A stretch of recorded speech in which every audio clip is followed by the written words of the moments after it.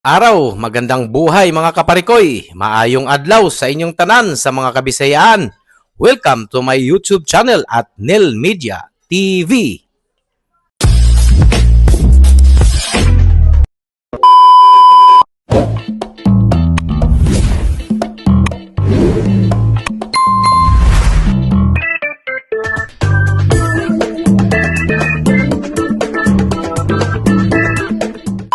Hello mga kaparikoy.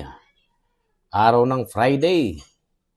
At ang gagawin natin ngayon ay noodle soup. Noodle soup na ang gamit ay instant noodles. Kahit anong mga klaseng instant noodles na meron kayo sa bahay, Lucky Me, Mami, ano pa ba na meron tayo dyan. Basta kahit ano, basta instant noodles na nakapack. Okay, so gagawin natin yan ng bonggang noodle soup. Okay, tara! Mga kaparikoy, ito yung mga ingredients. Handaan nyo lang yung shrimp ball. May onion tayo na onion leeks. Garlic. Kukuha pala tayo ng garlic. Ito yung garlic natin.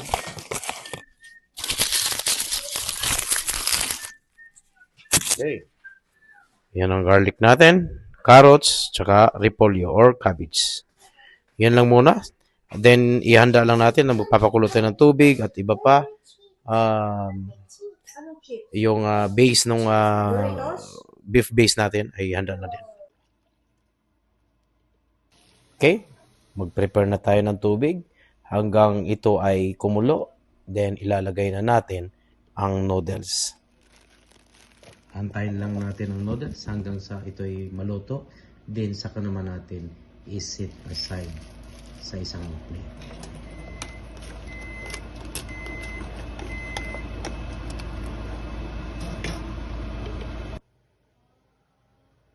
Ito na yung noodles natin. Na-set aside na natin sa isang plato. At isusunod naman natin ang ibang ingredients. Pakulo ulit tayo ng tubig para sa ating cabbage at carrots.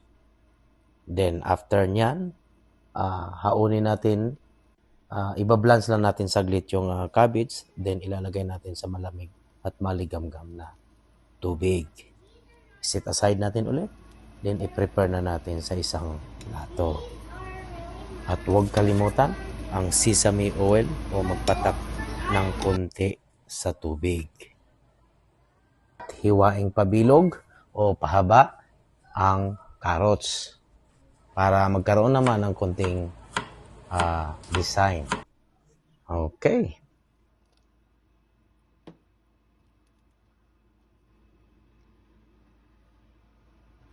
After maluto ang carrots, haunin, then set aside at pagsamahin doon sa cabbage. Alala, yung pinagpakuluan ng gulay, after nyong pagpapakulo ay kailangan itapon yung tubig. Isusunod natin ang beef base. Pakuluan hanggang sa ito ay kumulo.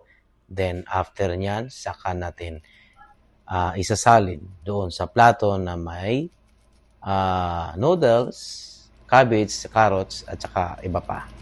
Huwag niyong kalimutan ang seasoning ng instant noodles na kinuha nyo doon sa mismo sa pakete niya. So, kung dagdag lasa na din yan, instead of maglalagay kayo ng seasoning pa o salt and pepper doon sa beef base. So, instead, hindi na kailangan. Okay?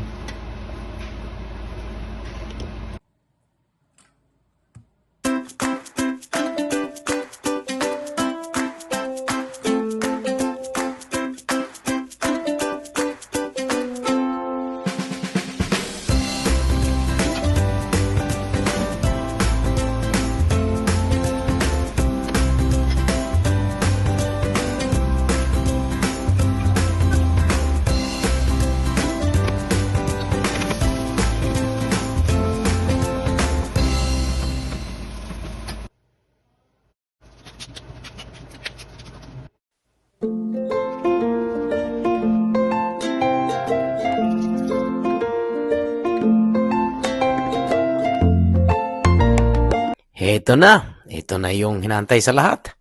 Ang tikiman time. Tikman na natin.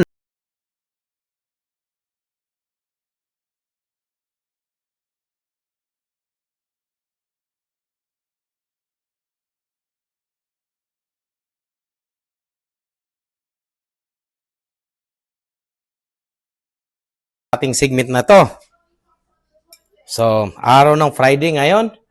So, syempre, paghahandaan natin para bukas dahil marami pa tayong mga gagawin at mga activities na naman. Okay. So, titikman natin tong ginawa natin na noodles. Instant noodles lang. Makagawa na tayo ng pinakamasarap na soup. Pre dito si Mrs. Papatikim din natin sa kanya. So, gawang instant noodles na to ha. Buong pamilya. Makakaano na rin ito. Okay? Halika. Ito yung soup. Halika, upo ka dito. Pamilya. Karating lang, papamasahe. Upo ka. Pa-acupuncture ako. Upo ka, upo. Sarap. Sarap ba? Masarap. Lalo na kapag yung sabaw na ginamit ko dito ay yun yung pinurusin na pinakita ko sa inyo ay yun yung beef base. Kung may pork base kayo, beef base, chicken base o yung mga pinakuluan yung mga karne o ano, huwag niyo itatapon. Ilagay niyo lang sa freezer. Balutin niyo lang. Then kasi may lasa na yon, lalagyan niyo lang ng mga iba-ibang ibang ricado para healthy pa. Kasi yung soup na ginamit niya ay mismong may lasa na. Kunwari baka to. Beef base beef soup ang ginamit ko nito. So masarap siya. Tapos yung instant noodles, yung powder niya, huwag niyo itatapon 'yon. Ilalagay niyo lang din doon sa base soup niya para sa ganun hindi na kayo magtitimpla masyado ng mga asin o kahit anong mga anik-anik kasi may lasa na 'yon. So doble. Walang na itatapon. Instant noodles lang na igawa nating healthy na soup para sa pamilya. Oh. So, sino mag-aakalang budget at saka tipid pang soup? O, di ba? So, instant noodles nga naman. Hindi mo na kailangan ng kanton. Instant noodles, wala. Nagagawa naman pala ng maganda at masarap na soup. O, di ba? Okay. So, hanggang sa muli ulit. Maghang salamat sa ating mga kabisayaan. Syukran naman sa ating mga taga Middle East. Maraming salamat sa pakikinig at pagsusubaybay sa aking mga videos. Huwag nyo lang pong kalimutan na mag-subscribe, i-like, i-share, and hit the notification bell para lagi kayong updated sa mga bagong videos ko. Magkita-kita ulit tayo sa susunod dito sa ating Buhay Canada!